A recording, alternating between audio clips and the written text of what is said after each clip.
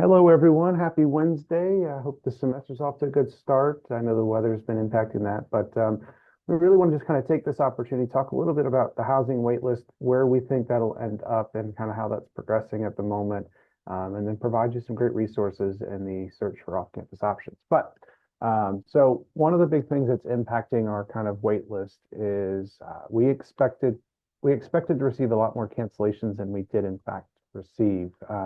And that first round of cancellations really drives a lot of drives a lot of us getting students assigned off the wait list. So with less cancellations, it means less students at vacated spaces for us to be able to assign students off the wait list. We also are anticipating a larger first year class. So with that, we've got to make space for our first year students. So navigating kind of those two things really, unfortunately, does have an impact for those on the wait list. As we're moving forward, we do have some big things that are still coming. The biggest of which is hiring of our RAs. So we do employ about 240 RAs. So we have a number of those students who have either taken housing or on the wait list. So once we get through that process, we can then start assigning students off the wait list again, which we anticipate that'll take place in early March. So there's not much to provide update wise until we get to that window, unfortunately. And we know that one of the things we try to do is be as upfront and as communicative as possible about where we are. And that's why we do provide the updates that we do. But as of this time, until we get through the RA selection process, we won't see much movement because we've passed our cancellation deadlines. You did get information for those that are on the party wait list about the hardship process. That was sent out yesterday. So if you haven't received that email, please check your spam folder. It's most likely dropped in there, unfortunately. But it does outline the process for which you can apply to be considered for a housing hardship.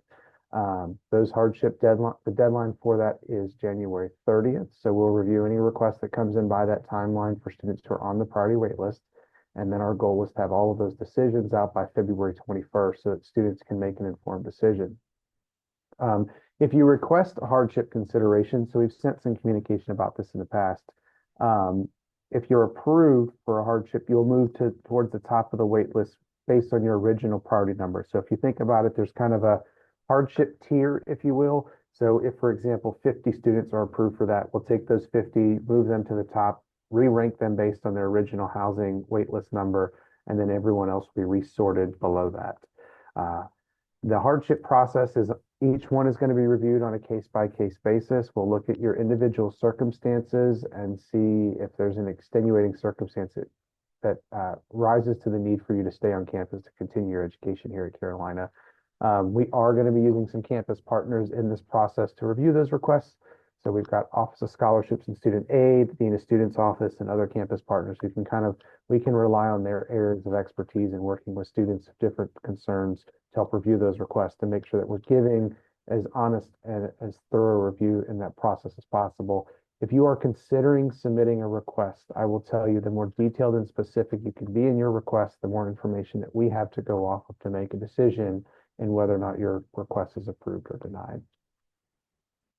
You'll proceed. And then just a couple of cancellation reminders. So the original deadline for students who are on the priority wait list to cancel without having any type of cancellation penalty, that has been extended to March 7th. We want to go through our hardship process, get all of those decisions out, and then have some time for students to take that information and make the best decision for them. So we have extended that deadline for anyone on the priority wait list. If you've secured off-campus housing or you know for a fact you don't want to live on campus, please go ahead and cancel. You can either send us an email or fill out the housing cancellation form online. And that just helps us kind of clear things up so that if we've got 20 students, for example, that signed a lease off campus, there's no reason to sit on your housing contract anymore if you know you don't want to live on campus. Go ahead and get that canceled so we can work through our numbers appropriately. And then if we are able to sign you off the wait list, just remember there is a cancellation deadline if you choose to move off campus. So once again, every year we have a few students who sign a lease off campus, forget to cancel with us, and then they're subject to a cancellation penalty because they missed a deadline that they weren't paying attention to. So be on the lookout for emails that'll come from us reminding you of those deadlines, as well as writing them in your calendar or putting them in your phone as a reminder to, as those deadlines approach, that you take care of that. If maybe you're just someone who's waiting out that your off-campus plans or you're backed up and your parties live on campus, just be mindful of those deadlines should your plans change. But that's it in a nutshell. So I do want to hand it over to Aaron and Molly so they can kind of talk about off-campus housing and things for you to consider. So thank you. All right, Molly, we're up. I'm going to let you get us started and then I'll come in along the way. Great, thank you, Aaron. Hi, everyone. My name is Molly. I'm with UNC Off Campus. I serve as the Off Campus Student Life Coordinator. So, briefly about what we do. We work with all Carolina students, both graduate, undergrad students who are currently living on campus and who are considering moving off campus, as well as students who are currently living off campus and they're looking at other housing options. So we work with students and families to help them get information that they will need to make the most informed decisions. We also partner up with a lot of off-campus partners and properties. We work with over 40 properties, mostly apartment complexes, all over Chapel Hill, Durham, Calborough, and the Raleigh area. And a bunch of other community resources. So that we provide, the resources are on our off-campus housing website and our offcampus.unc.edu website. Please note that we have two separate websites. If you are interested in looking at housing listings, please visit UNC offcampushousing.unc.edu. Aaron, I believe you were sharing screen. Is that correct? Okay. Can you please go to Yep, the housing website? I So will. we'll briefly show you what our two websites look like. So the one on the screen right now is our off-campus student life website. We have a lot of resources. Our off-campus housing guide, I have one right here, but our housing guide also lives under the resource tab. So if you're interested in looking through the properties as well as useful information like transportation, moving in, moving out, budgeting, everything is on that website. Sorry, the housing guide on the website. But if you are interested in getting a hard copy, you can swing by 2416 in the student union. We'll be able to provide you a hard copy too. And this is our off-campus housing website. So if you go there, you'll also get a bunch, you'll also be able to read through a bunch of resources that are super helpful. If you're interested in looking at different listings, you can click on View Rentals. On there, you'll see a bunch of apartment complexes, condos, townhomes, single-family homes being listed on there. To help with the searching process, you can filter through the different options that we have. So Aaron, can you please click on, yeah, more? You can decide whether or not you want to rent the entire unit or just look at units that offer the entire units or single rooms in a house, or if they're sublets for a certain time of the year. You can select the different bed and baths available. You can set different price range. If you go to the campus or neighborhood tab, you'll be able to see and sort through different neighborhoods. And also, what's really cool about the map is that once you select on the property, you'll be able to see how far that property is from campus. So yeah, You want me to go back to the slide deck, Molly? We can always come back to this afterwards. sure, yeah, thank you. Yeah, let me bring this back up. So that's our two different websites. Please feel free to check them out. Let us know if you have any questions. We also work very closely with the Carolina Student Legal Services. We recommend that once you are ready to sign your lease or want our attorneys to look over the lease before you sign them, please reach out to them. Another resource that we always point our students toward is the UNC parking and transportation. They have really useful information about parking and the bus programs. from Chapel Hill Transit to the regional bus, as well as the Chapel Hill bus systems that run throughout Chapel Hill and Scarborough. And here are a few things to consider before signing the lease. Also, one more thing is that we offer one-on-one advising sessions. So if you would like a more in-depth discussion and would like to narrow down your search, our team would be more than happy to sit down either in person or on Zoom to discuss things like budgeting and finances, where the apartments are located and which area you're looking into. One thing to keep in mind that if you do decide to stay in Chapel or Scarborough, most of the apartments that we partner up with are on the bus lines, so it usually take between 15 to 20, at most 30 minutes to get on campus. Another thing to consider is housemates and roommates before you make a final decision. If you are interested in sharing the apartment or the house with someone else, we want to make sure that both you and them are compatible. We have resources on our website that we just showed you about housemates and roommates, contracts as well as agreements that you should probably skim through to make sure that everyone involved that will be sharing the house with you will be compatible. I believe Erin will go a little bit more in depth about contract and leases and landlords. And also one super important thing to consider when before you sign a lease is safety and security of the house. We suggest that to ensure that you feel safe and comfortable and know what security will look like both inside and in the neighborhood that you tour the property before signing the lease. Great, thanks, Molly. And again, I'm going to go just a little bit more in depth in a couple of things that Molly talked about. Again, sort of in the spirit of we want you all who are on this call, because we imagine you are at the very least sort of at a consideration or decision point. We want to make sure that you have all the information you need to make an informed choice, not only about do I stay on the wait list if you're on the wait list and try to get on campus housing, if you're trying to make that decision between on and off campus housing, or maybe you've already decided, or it's unlikely you're coming off the wait list. I probably need to look for off campus housing.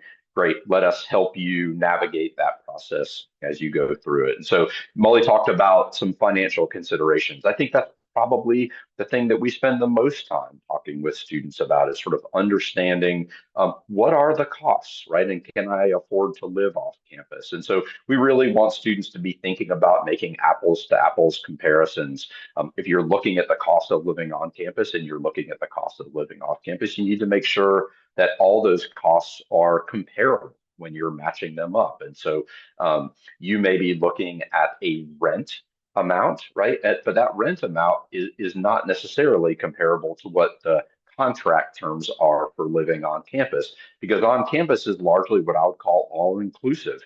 Everything is included in your on campus contract cost.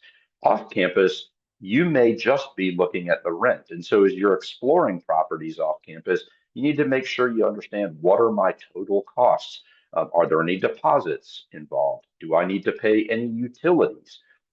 Electric, water, sewer, trash, internet, cable, all the different considerations need to be taken into consideration, right? So transportation costs, what are my food costs going to be different than living on campus? So make sure you're assessing your total costs, make sure you're understanding what your resources are. Are you on scholarship or student aid? Do you work? How does that all factor into what you can afford in terms of living off campus? We do have a budget guide on our off-campus housing guide, so encourage you to use that as a tool, but our team can be a resource for you as well. Related to location, right? We want you thinking about, do I want to live in a place that's almost all or exclusively Carolina students? or am I comfortable living in an apartment complex or a neighborhood where I may be living around a broadly diverse subset of community members, including undergraduate students, graduate students, folks who might work at the hospital system, folks who might work in the school system, folks who might work at a downtown restaurant or any other business. We have many, many, many apartment communities and neighborhoods in Chapel Hill and Carborough and beyond where Carolina students live. Not all of them are 100% Carolina students, right? So just be thinking about what works for you best. What are the options and availability? Do I want to live in an apartment versus a house? Do I want to live in an apartment community or a more of a mixed neighborhood? How will I get to where I need to get? And Molly talked about move.unc.edu being a resource and an option there. And I'll share some more information on the website when we're done here. Roommates and housemates, probably the second most common conversation we have after budget and finance is, should I have a roommate and who should those roommates be, right? So it's really important that you are thinking about both who are people that I might be friends with. That's an obvious place to think about roommates and housemates. But more importantly, are these folks that I'm compatible with, right? If you're a night person and they're morning people, is that going to work together? If they want to have a dog and you're not a dog person, is that going to work together? If you like your living space to be really clean, neat and tidy, and they are not, then you want to be having those conversations and thinking about roommate and housemate compatibility. You want to be thinking about establishing expectations through either a formal or informal roommate agreement. You want to be thinking about what kind of lease you are signing. Are you signing an individual lease for just you and the sort of pillow that you sleep on, or are you signing a joint lease? So are you and other people signing that lease together?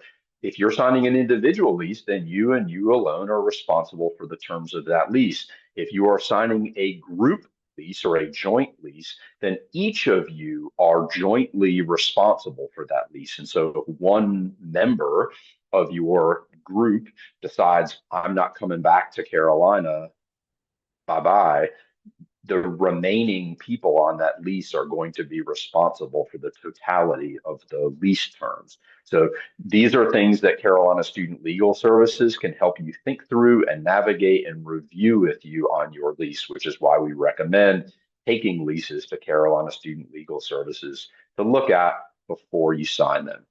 If you've got questions about finding roommates, let us know. We're happy to help you. Our website does have a roommate finding section. There is a Facebook group out there of UNC students who are often looking for housemates and roommates. Let us know how we can help you navigate that if you are looking for potential housemates and roommates.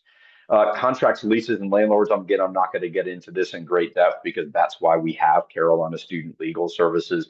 Can't emphasize enough how important that resource is for our students. But just be thinking about and understanding that if you are signing an off-campus lease, that is a legally binding contract and is quite different than an on-campus housing contract. Our on-campus housing contracts have great flexibility for students related to, for example, if you are going abroad in the spring semester and don't need a lease, if you have a roommate challenge and need to move rooms, if you have a particular change in your family circumstances, right? We will work with you at the university level.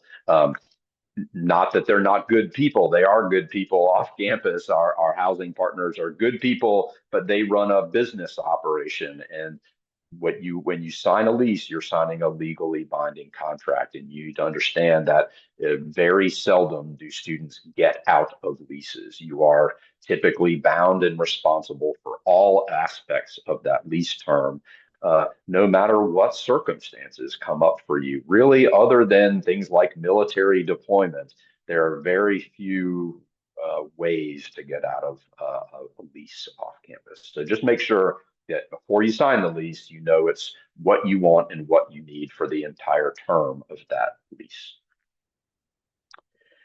Molly, you want to talk a little bit about the housing fair? Yes.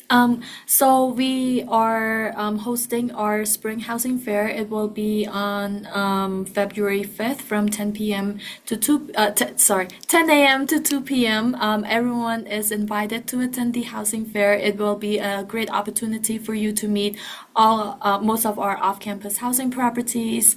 You'll be able to chat with the representatives about their leasing as well as floor plans and different amenities and ask them any questions you would have about their properties. We have a lot of free food and a tons of swag both from our office and all of our partners. So please come grab the free swags as well as get to know the off-campus properties in the area.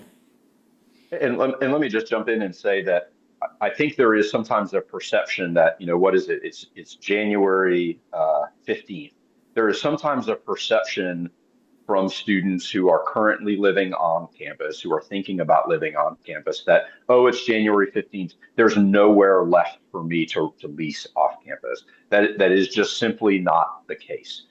There are about 5 or so properties that are really close to campus, walking distance, 100% undergraduate Carolina student population. You probably can think of some of them if you've explored the off-campus housing market at all. Carolina Square, Shortbread Lofts, the Warehouse, the Addition on Rosemary, Union, Lark. Many of these properties are very popular. They do start to lease up in the fall semester and may at this point already be working off of wait lists to get in for next year. That may be true.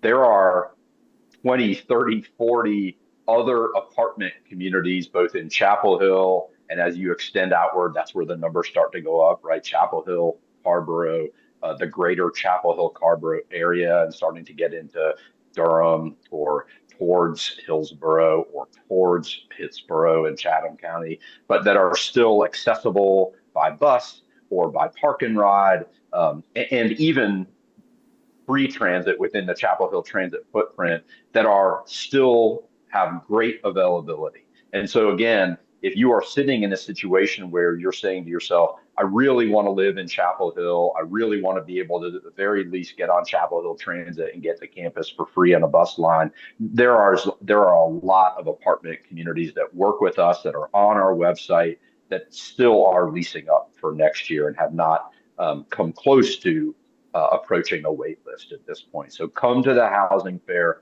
I promise you there is availability. We can help you explore that availability either before or after the housing fair if you need that consultation conversation.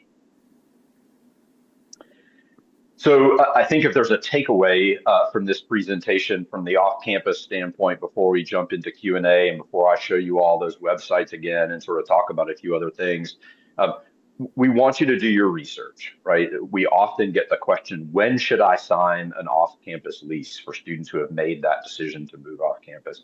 The answer is when you have enough information to make an informed decision. That's when you should sign the lease. If you find a place that meets your budgetary needs, that meets your wants and desires in terms of an off-campus living environment, and it works for you, have Carolina Student Legal Services review the lease and sign it. The longer you wait, the more compressed the market will be, right? And so if you wait till June to sign a lease, there will be fewer properties close to campus that are available. So do your research, take your time, meaning take the time you need to do that research. But when you find a place that works for you, we certainly encourage you to sign that lease if it's going to work for you and it fits your needs. Mhm. So with that being said, here's some, I'm going to let I can see she's got a thought and that she wants to get out. As she gets that thought out, here is some contact information for both Molly and I, as well as our new colleague, Patrick Prudhomme. Some of you, if you're living on campus, may know Patrick because he's an assistant director, as of Monday, an assistant director with Carolina Housing, but is the new director for off-campus student life. And I think he's on the call today, but Patrick is also a great resource for you as we move forward. So Molly, Jump in with your thoughts, and then I'm going to hop out of the slide deck and bring up those websites again, and then we'll ask folks to start dropping questions in the Q&A. Yep. Great. Thank you so much, Aaron. I just want to add that stress the importance of making sure that if you have the opportunity to, and if you can, please go and tour the property to make sure that you are familiar with the properties, familiar with all the amenities and the neighborhood it's located.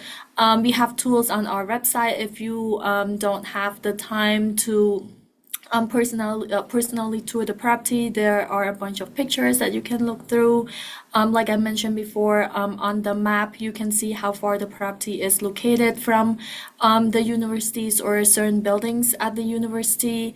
Also, a lot of students from like my past discussions get really excited after they tour one or two properties and they're like, that's it, I love this property, I'm not gonna look at anything else. I just want to advise that if you have the time, please take a look at 4, 5, or 6 properties. Like Aaron said, make sure you are informed, and the more information about certain properties, the better it is. That way, when you are ready to sign the lease, you'll be as informed as you can be, and so yeah, you'll be as informed as you can be, and we are here to support and answer any questions that you may have.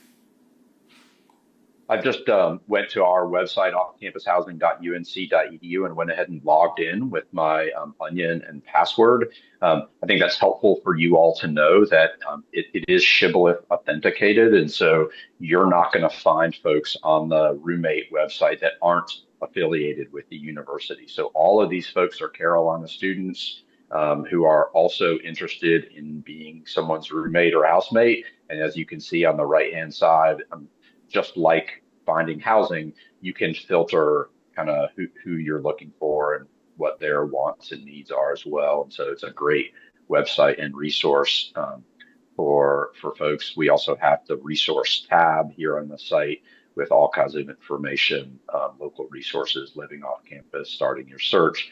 If you click on the UNC resource tab, you'll see there's some general information about our office, off-campus dining plans, again, Carolina Student Legal Services.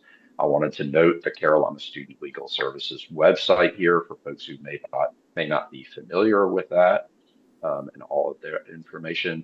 The move.unc.edu website, where you can go to and again learn more about transit options, park and ride, local transit, regional transit, and long distance transit. And then finally, before we sort of jump into, because I think we may have some questions coming up, I just wanted to, Molly mentioned the bus, and that's a really important resource for students to sort of navigate. And if you're looking at potential properties, one of the things that we would encourage you to do is, let's say you're looking at living at Chapel View Apartments, okay? So you can put in Chapel View Apartments. Could do directions. You could flip that and then put, let's say, you are going to have classes in Peabody Hall on campus. You can select Peabody Hall, come up here to the transit icon, click on that, and then that gives you a sense of how would I get to and from campus, right? What would that look like? And you can set this to say, like, I know I'm going to have some morning classes. So what's a bus ride look like at 8 a.m. Tomorrow, for example? And you can see that the T route and the NS route both serve that line. So this is just a helpful resource if you're trying to sort of figure out, where is this place relative to the transit options that I'm going to need to be able to get to and from campus? So I'm going to pause. Sorry, go ahead, Molly. I was going to say I'm going to pause there and ask. I don't know if Stephen or Matt have observed any Q&A questions, but I want to make sure we're getting to those if folks have them. We have no questions submitted yet. If you do have questions, please drop them in. We'll make sure to get them answered for you. Go ahead, Molly. Yeah, thank you. While we're waiting for questions to pop in the chat, Aaron, do you mind clicking on View Rentals? and can you just click on a random listing? So if you go all the way down to the map section, you can see. Can you scroll a little bit down, more down? Perfect. Thank you. Sorry. Can you go to the map section?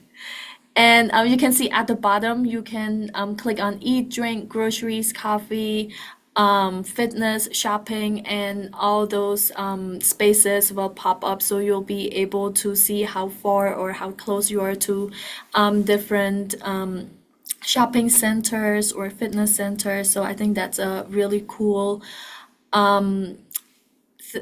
tool that we have on our website. Like we talked about earlier, we want to make sure that you live in a good neighborhood while also making sure that if you don't have a car with you, that you'll be able to get to those places quickly. And most of the, like I mentioned, most of the apartment complexes are within bus lines. So even if you live a little bit far from those shopping centers, you'll still be able to hop on the bus and then hop back on after you are done shopping. Yeah. So we've got two questions in the Q&A that I think Stephen's going to take both of. Stephen, I think you have access to those. Do you want to go ahead and read the questions so that folks can know what was being asked and then respond to those?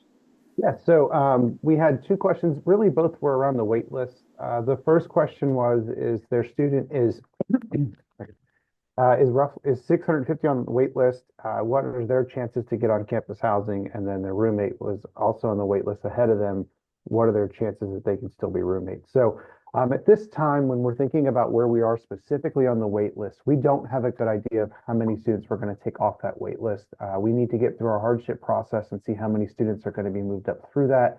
And we need to get through our housing staff selection process where we hire RAs at the end of February, first week of March, to get a sense of how many spaces we're going to be able to open up to our wait list. So if you're trying to figure out where you are and what your chances are of getting housing, I would say the further down you are, the less likely it is that you're going to get on campus housing, unfortunately.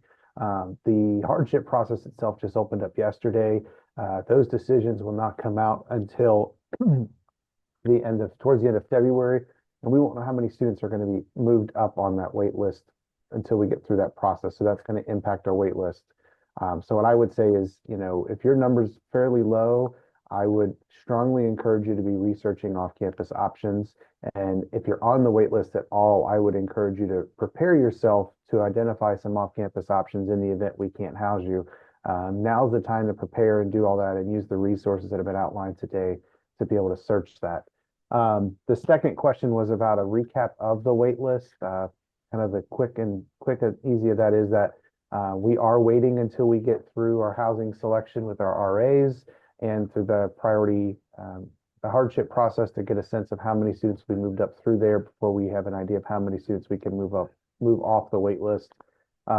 Nothing that was covered today has not already been sent via email, so please check your emails.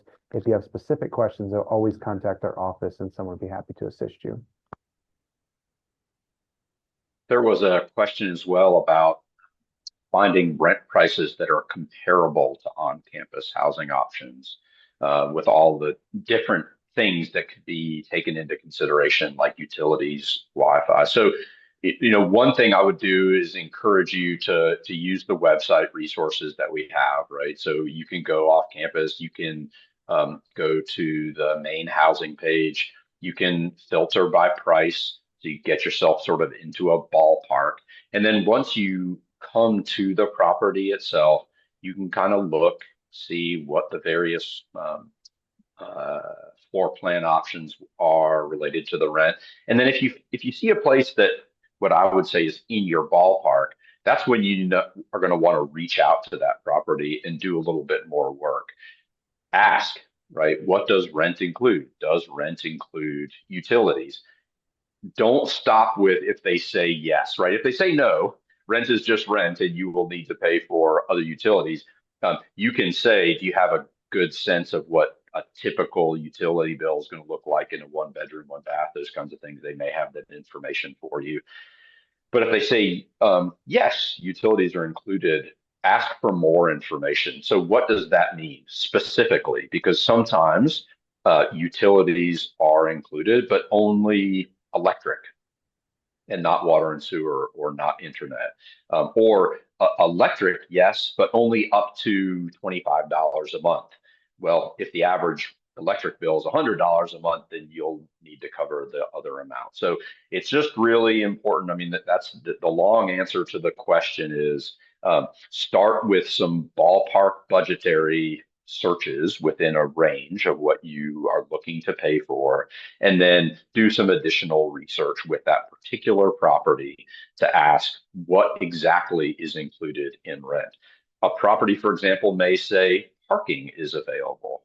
Well, yes, but if it's a 3 bedroom, 3 bath unit, it's quite likely that there's not 3 parking spaces available. There might be 1 parking space for a 3 bedroom, 3 bath unit, and that parking space is an additional cost.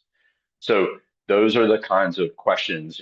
It does take a little bit of legwork and research. We are happy to do some help with you and alongside you, but those are really important questions to ask. But the website, and you're welcome. We encourage you. We support you in using all the resources that you can get your hands on, right? So you are also welcome to look at apartments.com and Zillow and all the other resources. We can help you think about what those other resources might be. We have another question here about how many students do we expect to take off the wait list? And unfortunately, we don't have an answer for that at this time. Usually we're able to get a good projection of what we can take off our wait list. This year there's been quite a few changes to that process, and we're just not getting a good sense of our cancellation trends, for example. A lot of what we do when we're projecting how many we can take off the wait list, we project what our wait list looks like, our cancellations that we receive by our first priority deadline, and our staff hiring process. We received a lot less cancellations this go round. I think we received about 110 when we typically see between 400 and 600. So that greatly reduced the number of spaces that we would afford to the wait list, if you will. So unfortunately, it is a bit of a waiting game, and it will be, I think, until early March until we can kind of clear some of those processes and get a sense of who's going to be prioritized due to the hardship process, who is going to be hired as staff, and then any other returner cancellations that we get as some students finalize their study abroad plans. The study abroad number itself every year is a fairly small number in comparison to the rest of our application, so it doesn't give us a lot of yield. But our RA process, we have 600 applicants for the RA position. We won't hire all 600, but a number of those students are on the wait list. So as we filter through that, we'll get a sense. We'll continue to provide updates and more clarity as our numbers kind of write themselves and we get a sense of where we will be. But the best thing that I can do is encourage you to be researching off-campus options. Identify a plan that if we can't house you on campus, that you've got a solidified plan for off-campus housing, or at least a direction that you want to go in, so that you can tie up all those loose ends, like getting your lease reviewed by legal services and things like that, so that you're not rushing to make a decision. You've got a little bit of a lead up time to do that. Stephen, there's a couple of questions in the Q&A that relate to potential roommates in different positions on the wait list. Can you just talk a little bit about sort of what does that mean if I'm 300 on the wait list but I have a roommate that's 150 on the wait list? What does that mean for us? It's a good question, and it's a little bit of a shift this year. So every student has an individual waitlist number. We will assign students based off their individual waitlist number. If there is a roommate pair, for example, we will assign them as individuals, and then from there they can work through room swap, room reassignments, and our normal processes to get matched back up to live with one another. But when we prioritize students and put them in this waitlist queue, we can't jump someone because their other roommate got priority and they didn't. And we also don't want to penalize a student who really wants a roommate, but their preference would be on-campus housing versus the other. So we won't do anything to match up a roommate pair until they're both assigned. Now, the caveat to that might be is, say, for example, March 7th, maybe we have 100 spaces that we can assign. If we take the first 100 students that we're going to assign, and it just so happens that both roommates are in that queue of the 100 we were going to assign, and we can put them together, we will do so. So we are trying to get when we get to that point of making the assignments, We are going to try and have a large number of rooms that we can do at once to try and honor some roommate requests if we can, but there are no guarantees with that process. And Stephen, I also see somebody's got a question about sort of criteria or eligibility related to hardship and study abroad. I know you talked about sort of every student's circumstances individually reviewed. So study abroad in and of itself is not sort of a broad, we don't just take all students who want to study abroad and like, oh, that's a hardship. But I imagine that if that is a consideration, you should include that in your hardship application if you're applying. That's correct. So in and of itself, it is not a reason that we would grant a student the hardship status. But if it's a consideration in your overall process, please include that information, and we will review all the information and details that you specifically provide. Any and all information is good. I will tell you from years of reviewing cancellation requests, where students get hung up is they give a 2-sentence answer as to why they need something. And that doesn't give the reviewer much information to go off of. So the more detailed, specific, and the more context you can provide in your request, the better off your request is, because then that reviewer has more information to go off of. So you may say, hey, I have a financial hardship, but there are other circumstances that impact my need for on-campus housing. You should include those. And if there's a concern for privacy, you can contact me directly. In the hardship process, we did provide my information, but the privacy in that process is that only the committee members that are assigned to it will be reviewing those requests. So we do hold that information privately so that your privacy is a big concern, so that you can be honest and forthright in your request. I was just going to also comment, there was one of the questions sort of alluded to the fact that this does feel different, right? A parent, I think, made a note that in the past we might have said, almost everybody on the wait list is going to probably get in, right?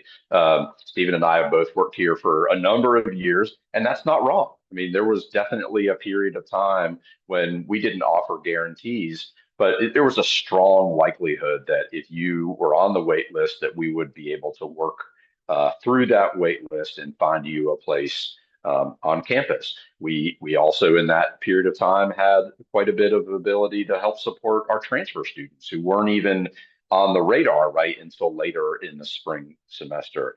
The honest and transparent sort of response is that the market conditions in this area and the competitiveness for on-campus housing has shifted. It is just a reality. We understand it presents challenges for our students and our families, and we understand that. Additionally, we also have our own sort of on-the-ground considerations, like we took a residence hall offline this year in order to do some absolutely necessary work on that residence hall.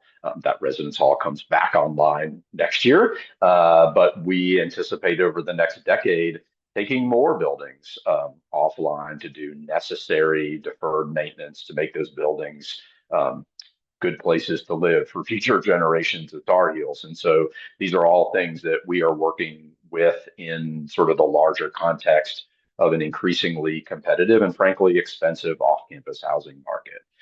So we understand the challenges, concerns, and frustrations that folks may be experiencing. If you had a student who was at Carolina, 7, 8, 9 years ago, and they were going to get on-campus housing for as long as they wanted on-campus housing, that environment has shifted, and I don't want to be sort of vague about that. It is accurate, and it is more competitive. And I want to piggyback off that. We hear the concerns, and it is something that we're monitoring to see what we can do. Carolina is in a unique position with its housing offerings that we house about 43% of our undergraduate students. When we look at our peers across the state and across the country, we exceed most of them. We uniquely house a lot of undergraduate students, and I have been here for a few years now, Aaron. There was a time that we had 800 vacancies to start the fall. And as we pick that back up, what we would see is a returner wait list of around 300-400. Well, now we're starting out at a 1,300 person wait list. Now we did have Avery offline, and that does impact that, but that's only 200 beds. So we're seeing a lot more demand for the space that we have on campus. And where transfer students, for example, we used to house 400 incoming transfers on campus, in addition to all the returners who applied by the party deadline. And last year we housed 60 transfers because we had enough cancellations there at the end of the summer. So we hear the concerns. We are trying to do as best we can to manage our process and kind of set the expectations as best we can. But one of the challenges with housing and the market is our process generally runs in the fall, because that's what a lot of the students wanted us to do, because the off-campus market for a number of the properties was perceived to be filling up then. And when in doing so, we don't know what our first year class size is going to be, so we're projecting that out. But we also create this angst in that students have to make decisions very early, and then wait as we go through that. Because one of the things that we have is we do have a very student-focused process. I know we have shifted and tightened up our cancellation penalties some, but they are still student-focused. If you look at an off-campus property, a number of them, once you sign that lease, you're locked in for the 12 months. Where ours, we have some windows where it's a $500 cancellation fee. That's a lot less than a 12 months worth of rent. So we're trying to find a balance for students to make informed decisions about on campus while recognizing that there is a high demand for students who want to live on campus. And as we see enrollment growth, it's going to impact our availability for upper division student housing as well, because we are a first year live on requirement. So those students have to take the first available spaces. So we hear the concern, we are working on the concern, and it is something that unfortunately is not going away. As Aaron alluded to, there is a time when Hinton James is going to come offline on this campus, and we're going to lose 1,000 beds for probably 2 years. So that's still some ways away, but those are things that we're trying to navigate on a regular basis as we plan and prepare. Yeah, and as I indicated before, I understand that sometimes if you're talking to friends or you're talking to other families who have students, and they may say, oh, I went to such and such apartment complex and they're already on a wait list and there's nowhere for me to live. I want to assure folks that there are options in the community, and they're good options. And we work closely with many of the property management companies that run those properties. And so we are here to be a resource. We are here, as Molly said, to meet with you either individually or as a group of roommates. We welcome, if there's 4 of you who plan to live together, we're happy to meet with all 4 of you at the same time. We welcome meeting with family members, to be included in those conversations, to sit down and talk about what are your wants and needs and how can we help you kind of navigate that process. We'll often say, here's 5 or 6 places to look at. Go check those out. Come back to us. Let us know what resonated, what worked, what didn't. We can give you some insight into those properties. What's a bus ride from those properties going to look like? What's a bike ride from those properties going to look like? What's the likelihood that there'll be other Carolina students living at that property? Which, if you're in Chapel Hill or Carborough, the likelihood is high that there will be some percentage of Carolina students living at almost every apartment complex in Chapel Hill. So we want to hear from you if you've got those kinds of questions. We are happy to hang out for another 9 minutes or so. This is scheduled to go to 4:30, but if folks have gotten what they need from today, we're happy to let folks go. As we indicated at the beginning, this is being recorded and will be available. I think Stephen or Matt, I don't know, do we typically put these up on the housing website, or how do we usually have those available? We put them up on the site, and we'll also send an email out to the students on the party wait list, letting them know when it's live and ready to view. Great. And again, I want to emphasize off-campus housing fair on February 5th in the Carolina Union. We'll have donuts and coffee and sub sandwiches and all kinds of free stuff. So encourage you to come by the Great Hall in the Carolina Union on February 5th between 10 and 2. Check out the off-campus housing fair, learn more about what's out there in the community for apartments and properties, and get some free stuff along the way. We'll hang out for, like I said, a couple more minutes if anybody else has questions.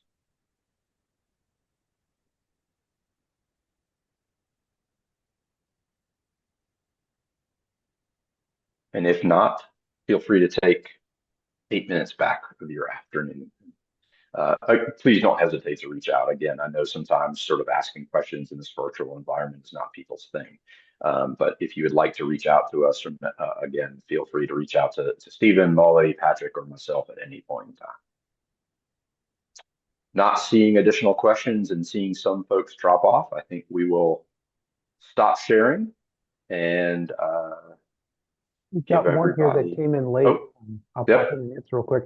Um, please. so we anticipate giving a clearer picture of who we can house off the wait list come early to mid-March would be the timeline that we're looking at. That's after housing selection or housing selection of our staff, as well as our student staff, the RAs, as well as getting through the hardship process and getting those reviewed and those decisions sent out to see where that shakes out. We'll have also gone past a couple cancellation timeline there as well. So we anticipate early March, early to mid-March. So if your number's higher on the wait list, I would encourage you to look for off-campus housing. If you're on the wait list, I would encourage you to be researching your off-campus options just to be prepared. Thank y'all. We hope you have a great rest of your day. Stay warm. Looks like we might have some more weather coming in next week, so stay warm and good luck on the semester. And then if you have any questions, please don't hesitate to reach out to anyone here today. We'd be happy to answer anything that we can for you and point you in the right direction.